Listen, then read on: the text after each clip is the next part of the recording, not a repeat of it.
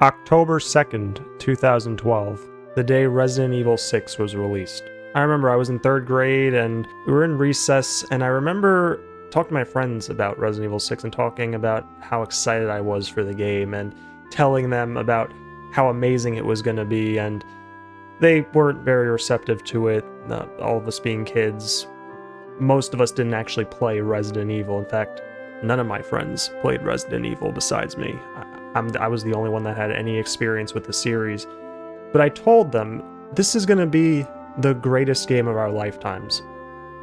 And I look back on that, and I can't help but feel that I actually undersold it.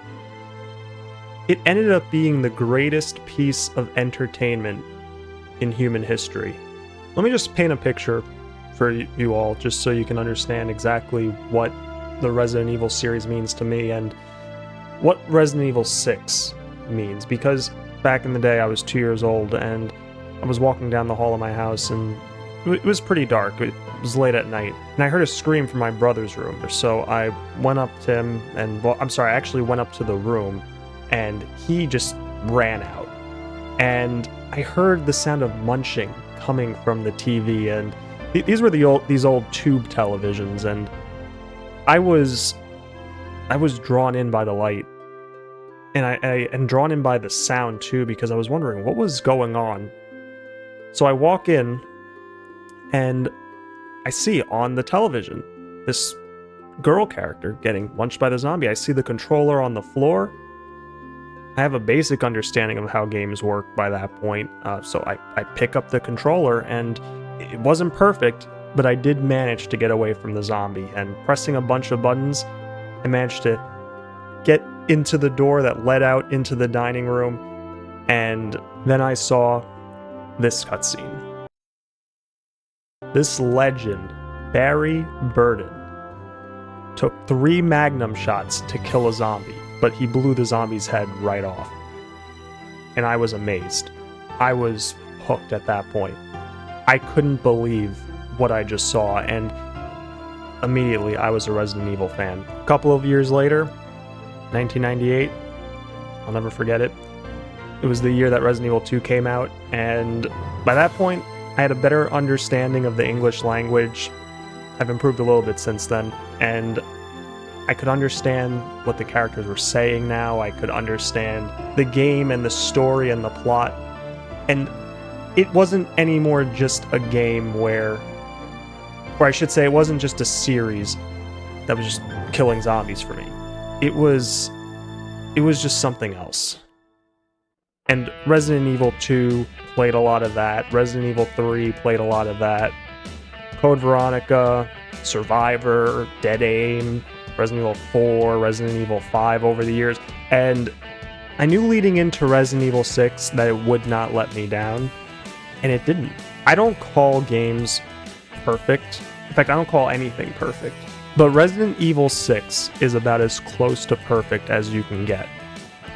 No, you know what? I'm not underselling it again. Resident Evil 6 is perfect. It's very interesting to me, though, that a lot of people out there don't like Resident Evil 6. And over the last 10, 11 years, I've been just going around trying to figure out exactly why people don't. I feel like I played a different game from everyone else. I thought maybe that was it. I thought maybe I got a different copy of Resident Evil 6 from everyone else. But then I would watch Let's Plays of it, and I would see people playing the exact same game I played, but not liking it, being bored by it, criticizing it. I would read reviews online, very low scores, people calling it the worst Resident Evil game of the mainline series, crazier people calling it the worst Resident Evil game of all time, even more insane people calling it, I just can't believe this, but one of the worst games of all time. And then I realized what it was. I realized why people were having such a negative reaction to Resident Evil 6. It's because our bodies, our minds more specifically, don't know how to process something that's actually perfect. Our minds not being able to process Resident Evil 6 is completely understandable, because none of us, at least for most of us, some of us are lucky, and I'm one of those people that are lucky because I actually was able to process how perfect Resident Evil 6 was. But the majority of people out there simply weren't able to. It's the first time ever that we have had something that was actually perfect right in front of us, like truly perfect. There are things that get somewhat close to perfect, but nothing truly perfect.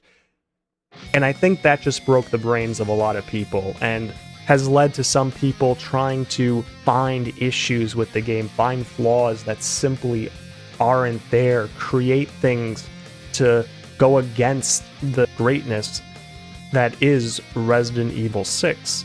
So now I'm at the point, after realizing that there is no true, honest, objective review of Resident Evil 6, recap of Resident Evil 6, certainly none that go into enough detail to capture everything about why the game is exactly what I've said it is already repeatedly, perfect. I feel I need to do that. I need to talk about the game. I need to create this video. I need to create this series, which will probably be hundreds of parts, to filter the perfect game through me, because I'm not perfect. Like, I'm going to talk about everything I can see and possibly talk about, but I'm not perfect. This video won't be perfect. This series won't be perfect. But maybe with it not being perfect, with me not being perfect, you all will be able to understand in some way why Resident Evil 6 is perfect.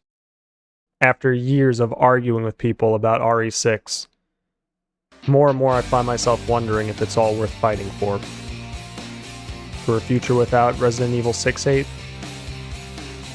Yeah, it's worth it.